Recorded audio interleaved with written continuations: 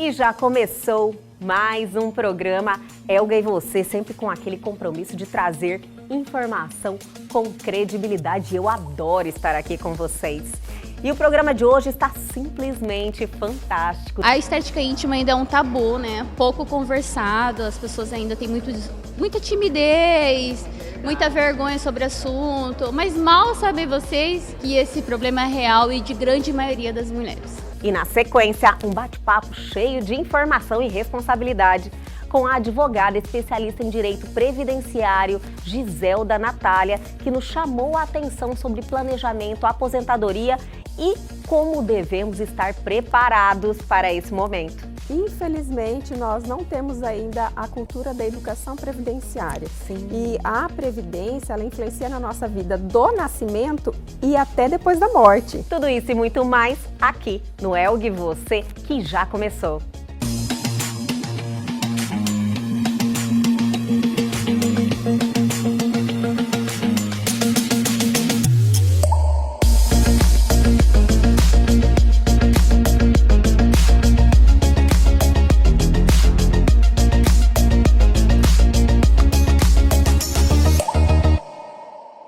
E vamos iniciar este programa neste clima maravilhoso, porque hoje estamos com ela, novamente aqui, doutora Letícia Ribeiro, novamente no Elga e Você. E é sempre um prazer estar em sua companhia, doutora. Confesso com muita saudade, hein? Saudade mesmo, viu, Elga? A recíproca é verdadeira, né, minha gente? Nós também estávamos. Distante de mim, amiga, não gosto. É só um pouquinho, né? Às vezes a rotina não bate, né, doutora? Então, mais a gente tenta ser o mais constante possível, porque sempre as pautas com a doutora Letícia Ribeiro são maravilhosas. Olha, eu sempre procuro trazer coisas interessantes, né? E muito pé no chão, porque eu sou muito pé no chão, muito realista. E hoje eu acho que o assunto interessa a grande maioria das mulheres. Não só interessa a gente, mas a curiosidade é muito grande. E é um assunto que, da mesma forma que é algo muito íntimo, né, da mulher, mas assim que tem uma repercussão total em vários fases da vida, questão também de autoestima, se sentir bem. Então, assim, é algo que engloba muitos sentimentos, muitas emoções, né, doutora? Sim, vamos falar o tema? Por favor. Vamos falar sobre estética íntima, gente, que envolve o multidimensional da mulher, né? O emocional, o psíquico, além do físico.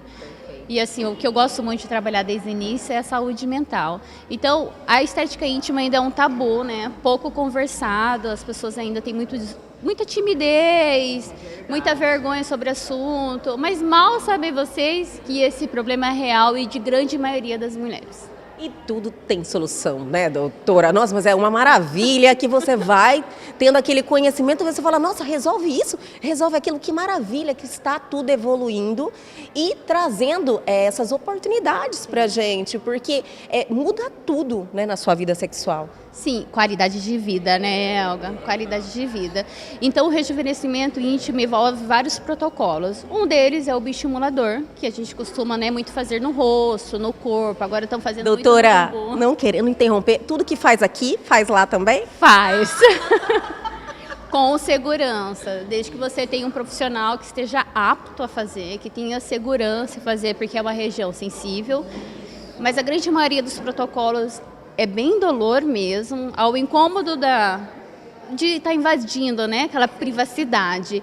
Mas estou acostumada, a gente faz isso todo dia e eu acho interessante a gente cuidar integral daquela mulher, porque a gente fala sobre facial, a gente fala sobre preenchimento, a gente fala sobre o botox.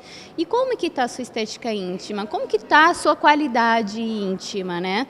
Então, quando a gente fala em envelhecimento, Elga, não é só na face que está acontecendo, tá? Está acontecendo no seu corpo inteiro, inclusive na sua área íntima.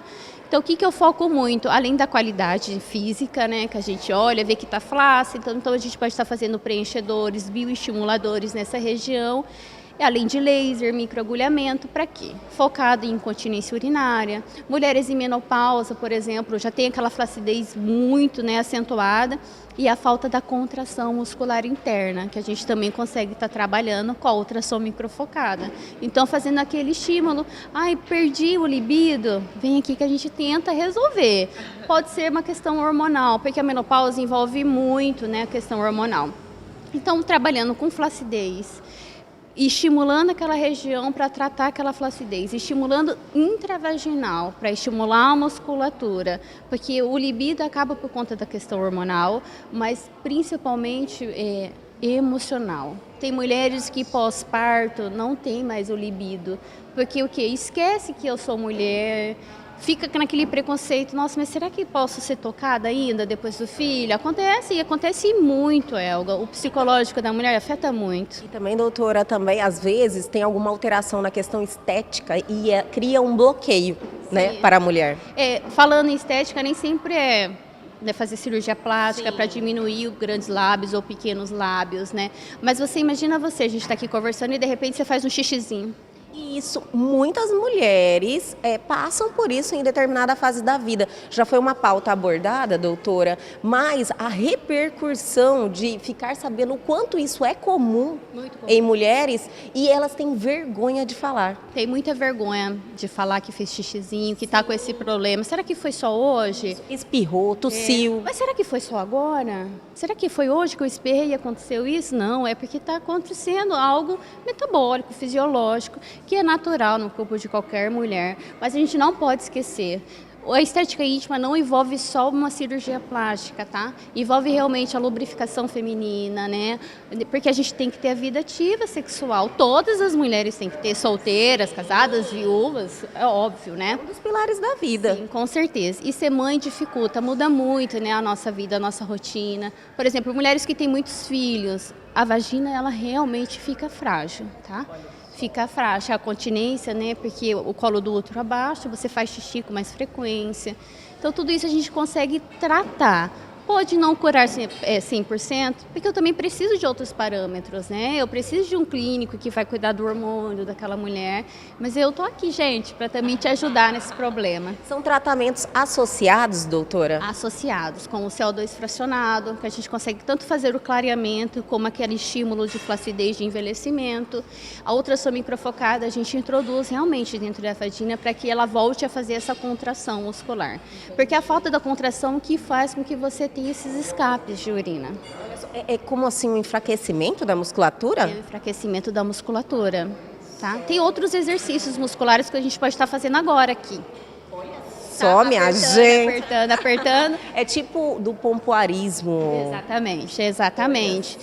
Isso, gente, tem que ser quebrado. Esse tabu tem que ser quebrado. Porque a gente tem que envelhecer com qualidade. A gente já tem prazo de validade, né, as mulheres. Então, é melhor envelhecer com qualidade do que não dar importância para isso. Então, eu acredito que muitas mulheres que estão em uma idade mais avançada já deixaram de lado a vida sexual por problemas que têm de fácil solução.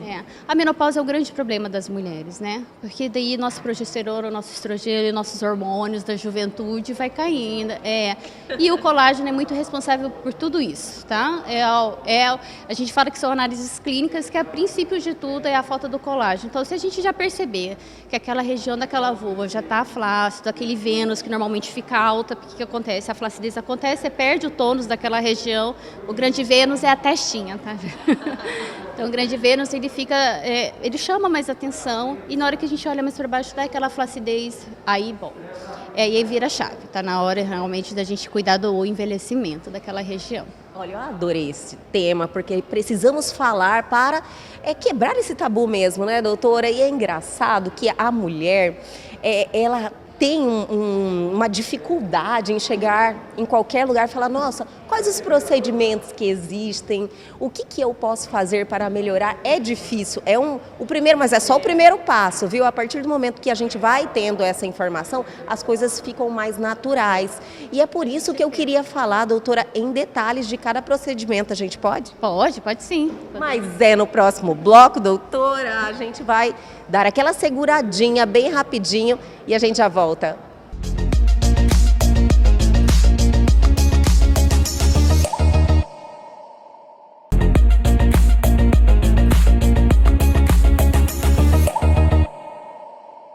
Estamos de volta aqui hoje, retornando aqui para esse bate-papo maravilhoso com a doutora Letícia e nós estamos muito felizes, doutora. Sempre é importante cada dia que a gente vem aqui e tem esse bate-papo cheio de informação. Repetindo, também estou muito feliz, mas estou muito com vergonha, muito nervosa. Eu nunca acho que aqui é natural, fico sempre muito nervosa na sua frente. Mas, olha, a gente não entende, não aparenta, pelo menos. Doutora, vamos lá. Eu fiquei muito feliz com o tema, que é rejuvenescimento íntimo, pela utilidade que eu sei que vai ter na vida de muitas mulheres que estão nos assistindo, que vão dar esse primeiro passo e realmente vão ter uma mudança em relação à qualidade de vida, em relação à autoestima, em estar bem consigo mesmo. E essa questão íntima é muito importante para você ter aquela autoconfiança. E a gente tem que abrir, né, a porta para chegar até mim, porque é complicado. Você não conversa nem sobre sua amiga, como que tá, sua avó, você imagina com quem você não conhece. Então é bem difícil. Então a estética íntima não envolve só o rejuvenescimento facial, né? O rejuvenescimento íntimo, mas envolve, por exemplo, você tem foliculite, eu depilo, aquele folículo entope, sempre está inflamado. Então a gente tem um procedimento para isso, que é o laser. Ou a depilação definitiva, ou realmente o tratar para diminuir aquela bactéria daquela região. Então, um dos tratamentos é isso. Aí o bioestimulador é onde a gente trabalha realmente no envelhecimento, naquela flacidez. Como que é aplicado, doutora? Meu Deus do céu, com a agulha? A gente faz com cânula para que fique mais seguro, né? Para que a paciente realmente não sinta dor. A cânula, ela é compridinha, mas ela não tem a ponta da agulha. Então, hematomas, riscos de hematomas ou até extravasamento de artérias veias, né? A gente tem que colocar, né, nesses riscos. Então, diminui. Então, você pode voltar para fazer as suas atividades normalmente, atividade física, trabalho, é muito tranquilo, tá? Isso é uma das maiores dúvidas também, né? Você faz o procedimento e aí, como é que é a recuperação? É rápido o procedimento, é mesmo o tempo da gente criar uma intimidade. No bioestimulador. Com o bioestimulador, tá? Tudo que eu vou falar aqui são coisas que eu faço no consultório, são seguras, porque a gente estuda para isso, para que traga segurança. E então o que a gente faz lá? O bioestimulador é hidroxapatita de cálcio, né? Então, o Radiesse, Sculptra, que todo mundo conhece mais esses nomes registrados, comerciais, então eu prefiro falar assim que daí entende melhor. Então, a gente faz com uma cânula, injeta nos grandes lábios, que é onde a gente consegue fazer essa tração, né? E na ultrassom microfocada, a gente realmente introduz a máquina lá dentro e faz aquele estímulo muscular intravaginal. Há um incômodo maior do que o bioestimulador. Mas é um procedimento muito efetivo, porque você faz de 1 a 3 sessões, é suficiente. E o resultado, você começa a sentir a diferença quando? Eu tenho certeza que essa pergunta muitas mulheres queriam fazer aqui, doutora. Vamos lá. Como o bioestimulador injetável, a ultrassom microfocada e o bioestimulador mecânico, né? É uma máquina que vai estimular de uma forma mecânica aquela indução de colágeno. Então, as duas opções, a gente tem que fazer de 3 a 5 sessões e é de 4 a 5 meses, assim, o efeito total daquele procedimento. Então, ele é um prolongado. Como é no facial, vai ser nessa região íntima, tá? Então, é assim, a partir dos 3 meses, você começa já a notar, não que da primeira sessão seja não aparenta, mas não é o resultado final. Mas, assim, em contrapartida, ele é mais duradouro, tanto o bioestimulador injetável como a ultrassom microfocada, ele tem uma indução de colágeno até 6 meses, então é uma qualidade que você vai ter naquela região, né? E aí o preenchimento com ácido hialurônico já é imediato, a gente já, como fazer enruga. Faz preenchimento injetável. Quais partes você faz? Nas bordinhas, né? Dos grandes lábios. Ele vai dando uma murchadinha? Vai, na hora traciona. É igual fazer a ruga, o bigotinês, por exemplo. Na hora a gente já diminui aquele vão e fica lisinho mesmo. Tem a cirurgia, né, plástica, que faz a retirada dos pequenos lábios. Tem mulheres que têm muita dificuldade, por exemplo, de pôr calça jeans, porque os pequenos lábios ficam traçando entre, né? Incomoda, dói. Aí começam as inflamações de vulva, né, de fungo, de bactéria, porque aquela região começa a ter atrito e machucar. É uma região sensível, né? Úmida. Que é diferente dos homens que é para fora, a mulher vai fazer xixi, a gente não enxuga 100%, é impossível. E os pelos pubianos acabam, né, agravando um pouco essa região de ficar quente. Doutora, já falou sobre a incontinência urinária, já falou sobre o bioestimulador, falou que faz preenchimento e o que mais? O clareamento íntimo. E é uma região que escurece também, né, doutora? E não envolve mais a idade ou o estilo de vida, né? Já está dentro da pessoa. Às vezes ela tem um excesso de formação de melanócitos e aí começa a ter produção de muita melanina de cor. Então, tanto a axila como, né, a área vaginal, a gente consegue estar fazendo esse clareamento. Como microagulhamento, com ácidos, né, que são peelings, mas tudo com muita segurança e muito cuidado. Então, eu acredito que os ácidos que usam para a região íntima são muito menos potente, diríamos assim. Não, engraçado que não, né? O facial tem que ser mais leve do que o íntimo, porque a região íntima ela é grossa, é outro tecido, né? Não a mucosa é onde a gente não tem pelo, mas aquela região extravaginal, ela é uma parede que a gente fala, né? É muito grossa, para permear algo ali é difícil, tem muitos pelos. Diferente da face.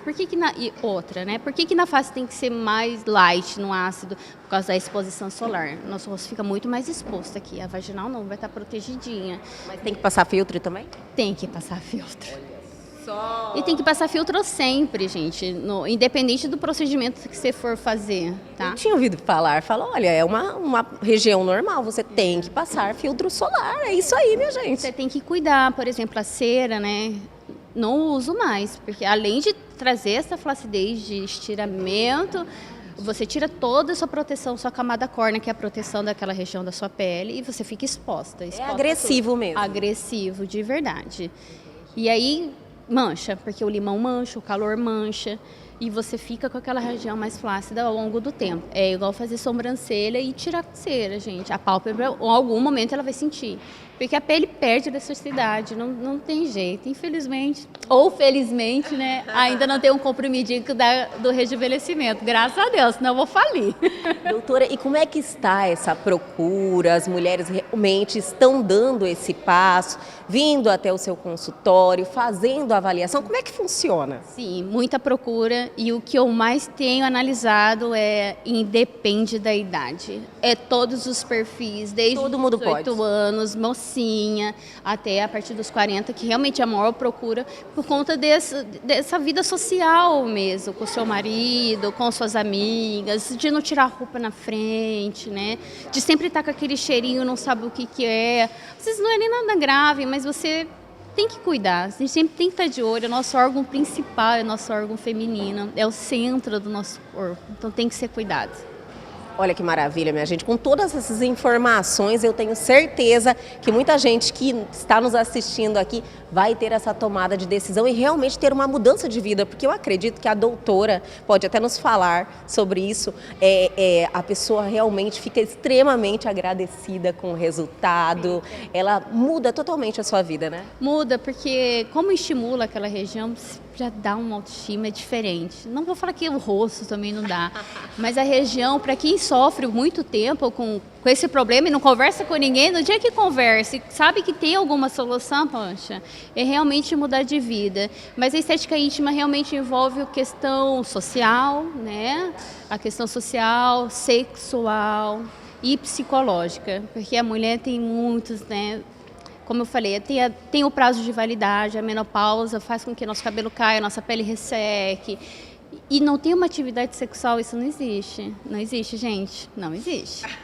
Qualidade de vida, né, minha gente? É isso que aqui na Beleza do Ego, com a doutora Letícia, sempre oferece. Eu fico muito feliz de estar falando sobre isso, eu acho muito importante. Acho maravilhoso a doutora Letícia ter abraçado esse procedimento, né? São vários procedimentos na realidade do rejuvenescimento íntimo e a gente sempre vai estar abordando essa pauta para passar mais informações, doutora. Que delícia vir aqui, bater um papo e a gente vai voltar esse mês ainda. Então tá bom, obrigada, gente. Para quem não me conhece, eu sou a doutora Letícia. Meu Instagram se chama @Beleza do Ego, que é o nome da clínica, tá? Eu estou de portas abertas para a gente conversar e eu poder te ajudar da melhor forma possível. Olha, quem quiser pode vir aqui fazer avaliação, não é, doutora? Pode, deve vir. A avaliação é o princípio de tudo. Uma boa avaliação é uma boa comunicação. É realmente onde a gente define qual protocolo tomar. E ela é maravilhosa, tem um acolhimento que é algo natural. E eu tenho certeza que todo mundo vai se sentir muito bem fazendo os procedimentos aqui com a doutora Letícia. Espero do fundo do meu coração que esteja esclarecendo. Eu acho que esse tema é muito importante. A gente pode até voltar com o tema, com antes e depois, com depoimentos. Eu quero mesmo ajudar de forma integral aquele ser humano, tá? Ai, que maravilha. Olha, doutora, sempre é bom estar aqui com você mais uma vez e até a próxima. Até a próxima. Obrigada, gente. E o Elgui, você continua, mas lá em nosso estúdio. Vamos dar aquela paradinha bem rapidinho e a gente já volta.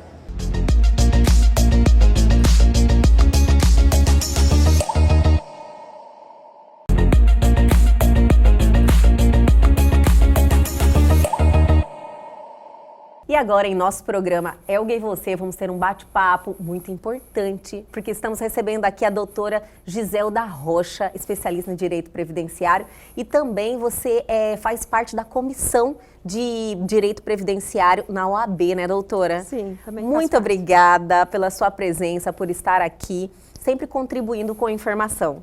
Obrigado você por ter nos convidado, né? Isso faz parte, né, da nossa rotina do dia a dia, tá sempre levando informação. Olha, doutora, e é um ramo tão importante que eu acredito que a gente até fala pouco sobre isso, né? É um momento que todo mundo vai chegar, a gente pelo menos almeja, né? Quanto mais velho, melhor. A gente precisa ter esse conhecimento e nos preparar para esse momento, mas a grande maioria das pessoas não estão, né, doutora? Isso procede?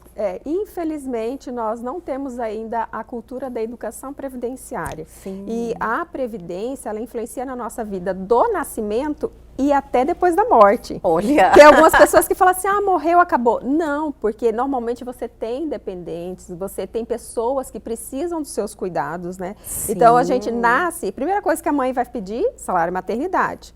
Se a mãe falece, primeira coisa que a gente vai pedir, pensão por morte, né? É verdade, doutora. Então, ela começa desde o nascimento e passa do pós-morte.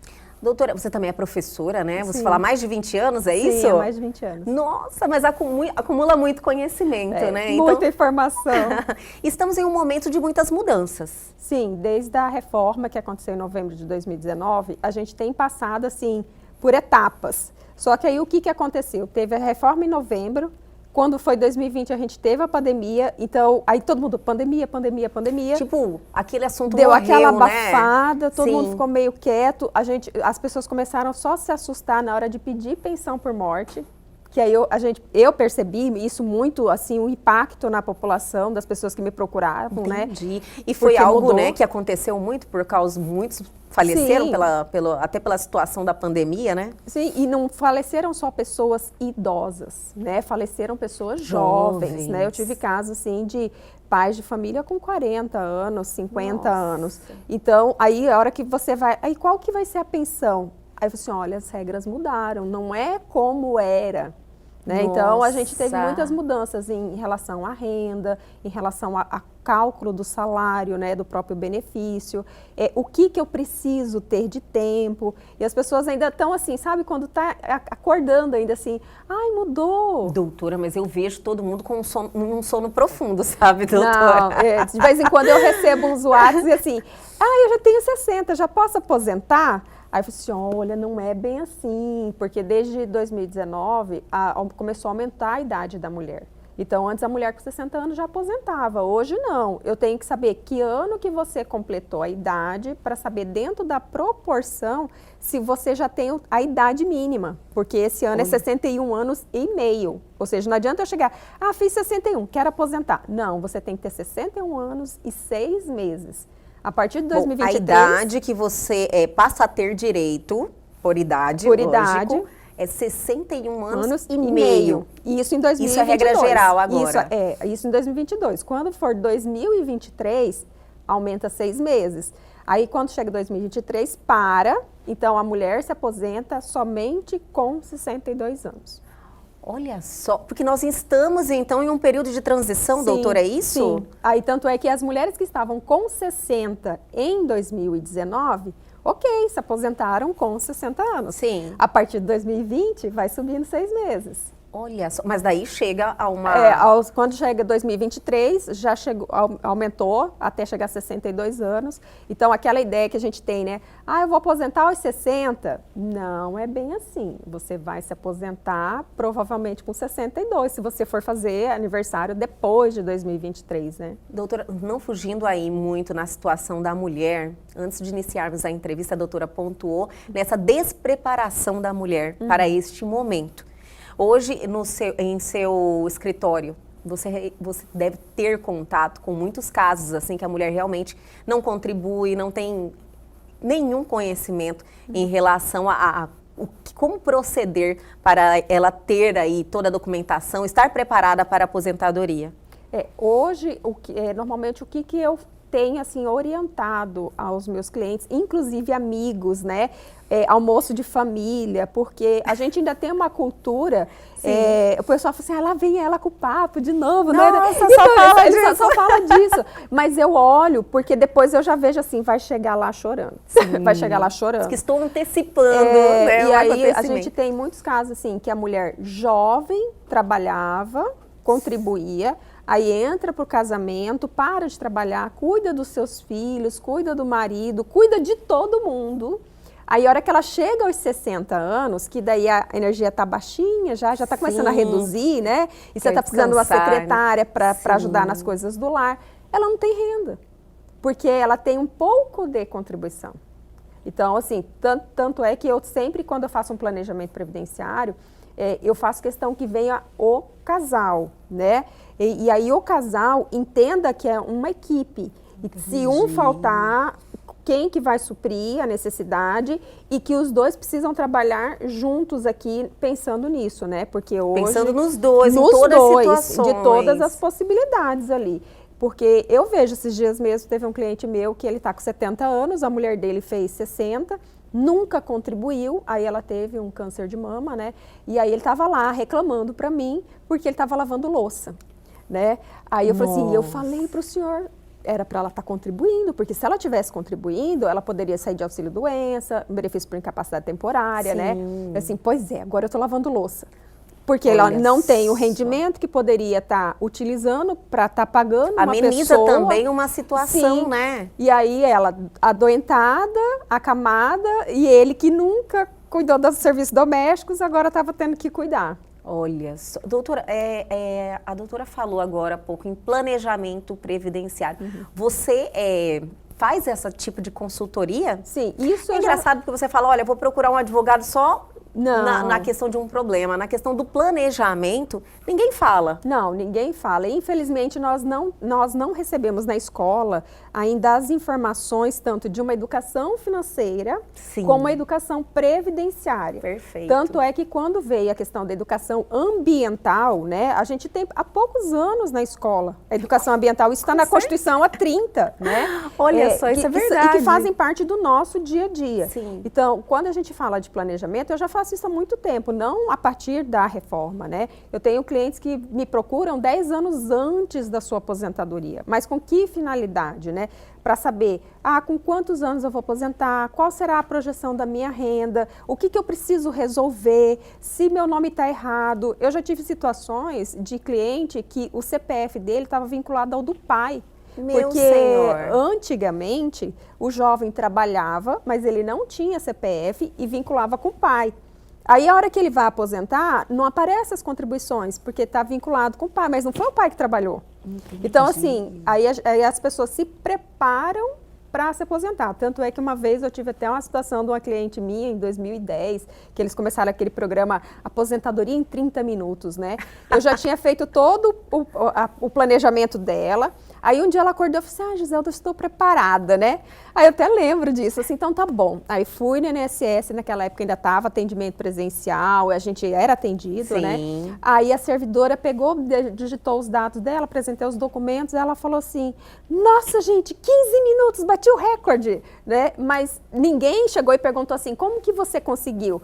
Porque Perfeito. Antes Você teve uma organização para depois chegar na aposentadoria, né? Mas mesmo assim, doutora, eu vi você falar 10 anos. Então a pessoa te procura quando já está chegando perto. Sim, mas é errado. É errado É ainda. errado, é errado. Na sua opinião, qual seria o momento que as pessoas precisam se informar melhor, né? Buscar alguém que estudou para isso, que trabalha A partir no... dos 16 anos. Olha só, minha Você gente. vai assustar, né? Você vai assustar, vai falar assim, ai, 16 anos, olha, né? O que eu vou fazer com 16 é verdade, anos, né? A partir dos 16? A partir dos 16 anos. Eu, inclusive, tenho uma filha de 16 anos e ela sempre me acompanhou na faculdade, em tudo, né? E ela gosta até de previdenciário, entende bem. Aí ela me perguntou, quando completou 16, por que que eu vou contribuir agora com 16 se eu vou aposentar só com 62? Indignada comigo, né? Aí eu falei para ela assim, minha filha, quem disse que você chega aos 62? Sim. Porque eu dou um baque primeiro, né? Lógico. Aí ela Chama assim, atenção, aí né? ela falou assim, mãe, você já pensou, e se você engravidar antes dos 62, né? Porque tá pensando em 62 só na idade, né? Se você ficar doente antes dos 62, se você só for atropelada antes dos 62, porque eu sou meio trágica, né? Eu gosto de fazer um drama. Tem que dar aquela chamada de atenção para a pessoa realmente processar. E aí, por que a partir dos 16, né? Porque pelas nossas regras trabalhistas, a partir dos 16 eu já posso ingressar no mercado de trabalho como menor trabalhador. Sim. Então, o que eu preciso entender estou trabalhando, eu sou ativo e isso me traz renda. Se eu faltar assim, na capacidade laborativa, Sim. quem supre a minha necessidade?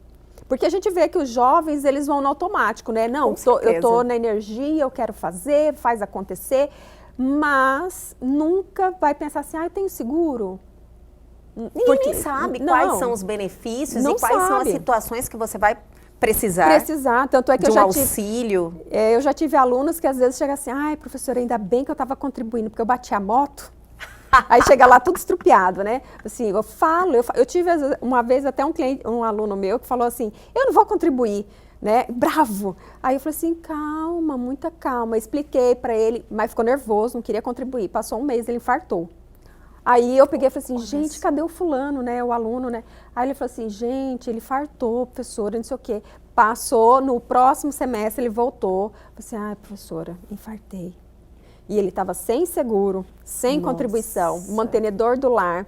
Aí ele veio falar assim, devia ter te ouvido. Eu devia ter te ouvido. Devia ter te ouvido. Porque se ele tivesse se organizado antes, nesse momento, né, que ninguém espera, né? Com certeza, são coisas que ninguém quer que aconteça, mas todo mundo está sujeito, né, doutora? A gente sabe que pode acontecer. Doutora, o bate-papo está interessante, vou pedir para a doutora segurar um pouquinho, mas eu vou chamar um intervalo bem rapidinho, mas a gente já volta.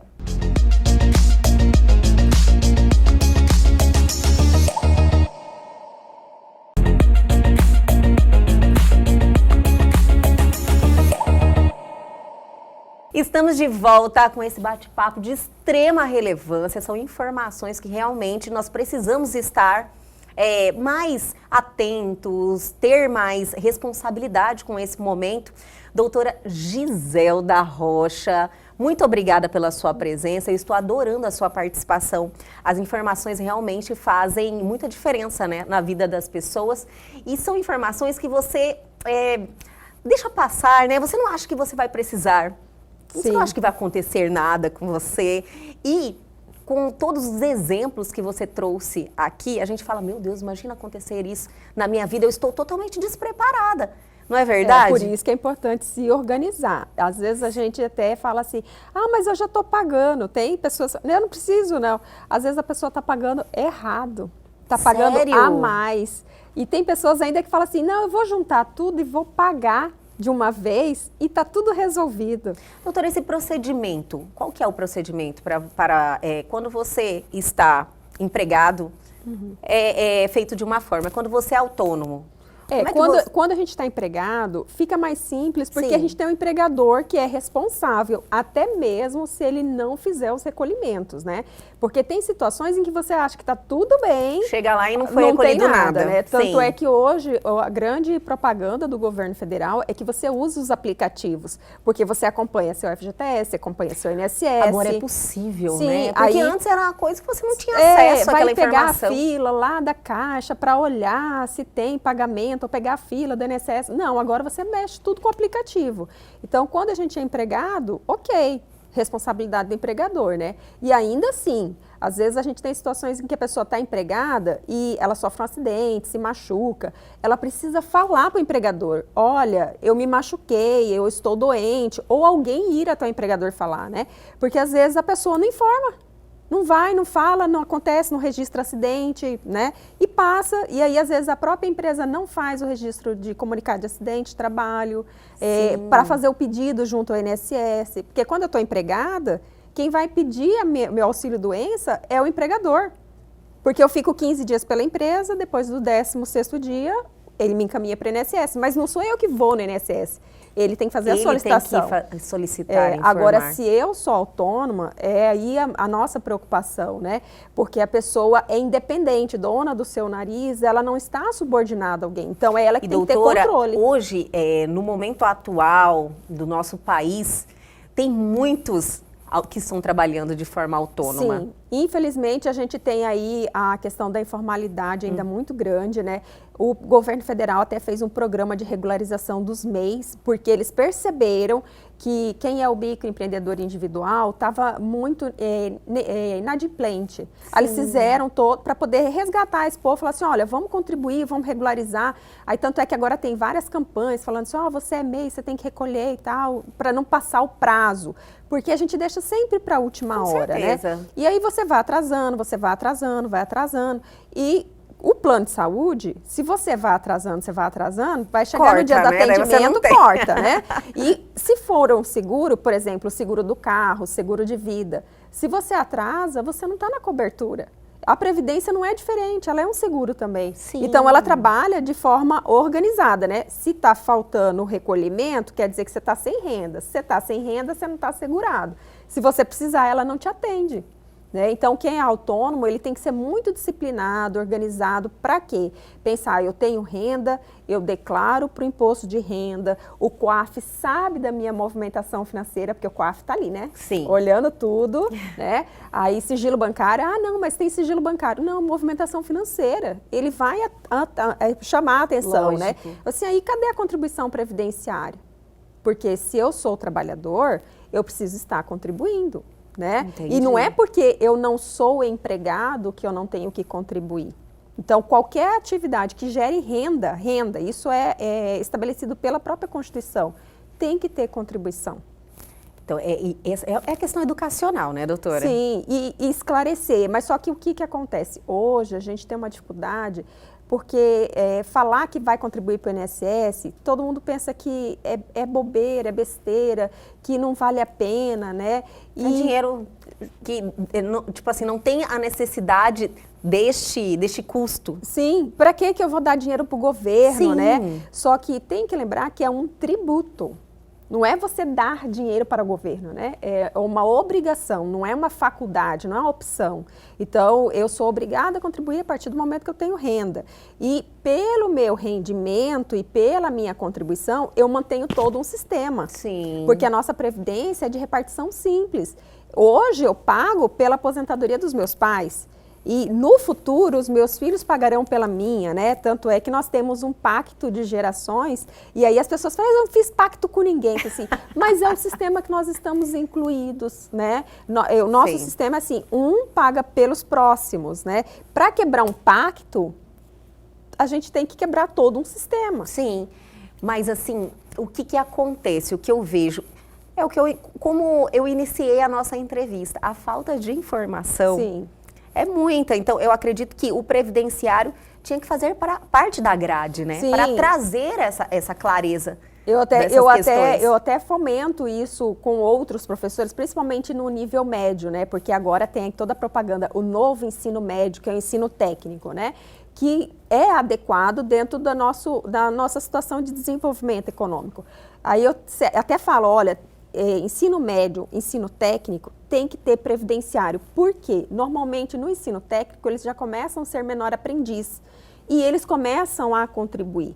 E aí o que acontece? Ele concluiu o 2º grau, ele começa a desenvolver atividade autônoma e aí ele para de contribuir.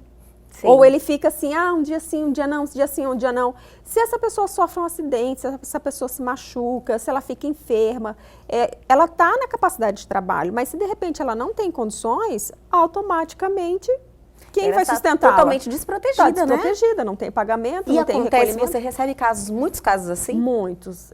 Infelizmente, porque assim, pelo fato de eu ser professora há muito tempo nessa disciplina, só aparece milagre para fazer, né?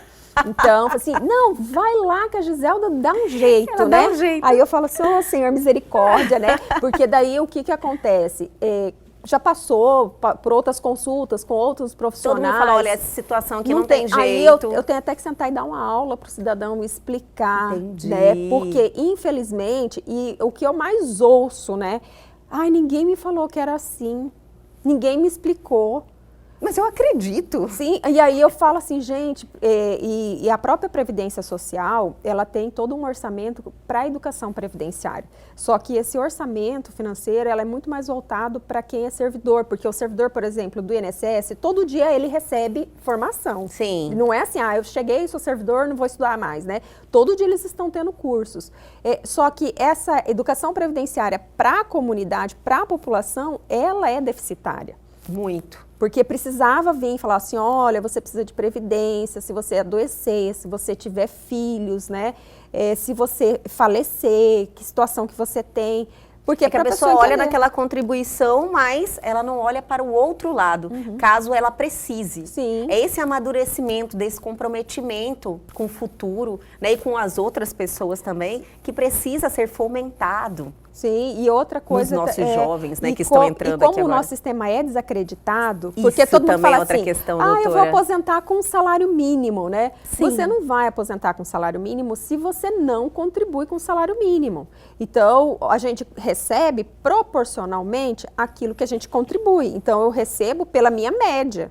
Né? E é isso que as pessoas precisam entender, porque até 98, antes da gente ter uma reforma que foi a emenda 20, as pessoas pagavam os 3 últimos anos e aposentavam no teto.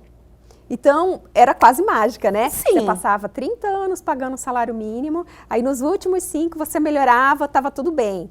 E aí, você conseguia. E conseguia, só que aí mudaram as regras. Cortaram porque a mordomia, né? Começaram a perceber no estudo atuarial que as pessoas estavam contribuindo com pouquinho e chegava no último momento. É aquele jeitinho brasileiro Sim. de sempre, Aí né? eles falam, não, a gente vai aposentar, só que é pela média. Olha, tudo que você contribuiu, e nesse caso tirava as 80% Como que maiores. funciona né? essas escalas, doutora? É conforme o que você tem de renda. Hoje a gente recolhe com 7,5%, 9%, 12% e 14%. Isso mudou também com a reforma da Previdência. Essas... Não, a gente já tinha uma escala de 8, 9 e 11. Sim. Então, aumentaram, né? Que aumentaram, Entendi. em vez de diminuir, aumentaram.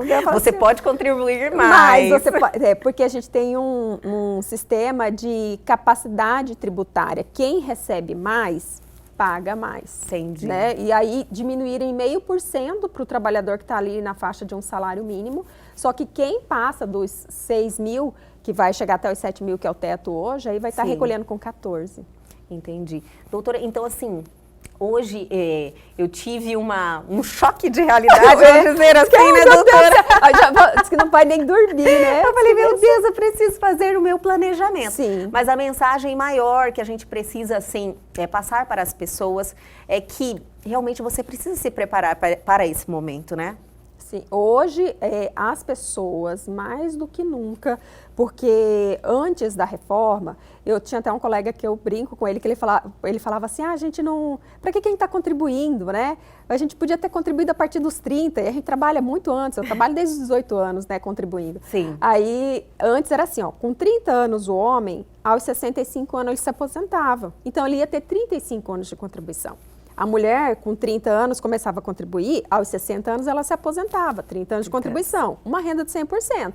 Hoje não, para você chegar a uma renda de 100%, o homem tem que chegar aos 65 e com 40 anos de contribuição. Nossa, aumentou significativamente. Sim, então, hoje, porque as pessoas falam assim, não, mas não precisa de tudo isso.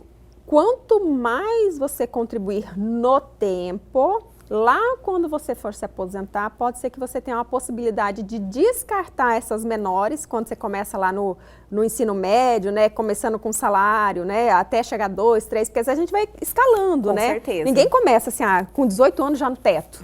Sim. Né? Aí você consegue talvez descartar aquelas menores para pegar só as maiores. Então hoje a recomendação é, põe papelzinho na mesa, olha a sua carteira, dá uma analisada no que você já fez, no que você tem e para onde você vai, né? A pessoa precisa criar essa consciência e eu gosto de pegar o papel e colocar, porque é a hora que a pessoa visualiza, né? Visualiza e fala assim, meu Deus, eu estou com 50 anos e só tenho 10 de contribuição. Porque a gente tem situações assim. E o que fazer nessas situações? Nessas situações, primeira coisa, entender como você está, né? Entendi, Sim. Estou segurado, não estou segurado, preciso contribuir, não vou contribuir. Quanto tempo falta para você já começar a se organizar, né? E, por exemplo, às vezes eu atendo senhores que chegam lá para mim com 55 anos, 60 anos, que, não, já tem uns 10 anos que eu não contribuo, tá tudo bem. Né? Contribuiu muito quando era jovem, né? Aí eu falo assim, não morre não, pelo amor de Deus. Por favor, que você precisa não remar morre, ainda, né? Você não pode ficar doente, você não pode ficar inválido, não pode ficar nada. Por quê? Ele está até assim seguro. Sim. Contribuiu muito lá na juventude, né? E aí, quando chega nessa faixa etária, ele fala assim, não vou contribuir mais não.